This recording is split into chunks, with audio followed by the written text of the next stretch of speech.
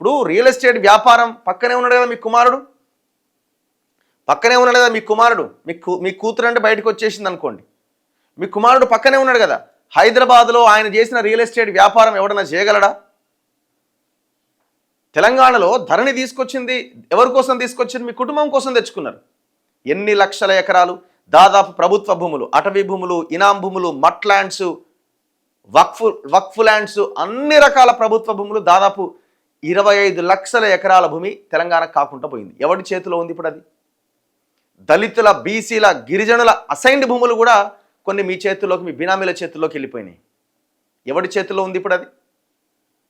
మరి real estate దందా చేసింది ఎవరు? రేవంత్ రెడ్డి అన్నాడు, మిమ్మల్ని కక్కిస్తా, మిమ్మల్ని ప్రభుత్వ ఖాతాలో కలుపుతా ఈ భూములని అన్నాడు. కానీ ఆయన కక్కింది నాకుతున్నాడు. మీరు అన్నది వాస్తవమే, రియల్ ఎస్టేట్ దందా తప్ప వీళ్ళకి సోయలేదని.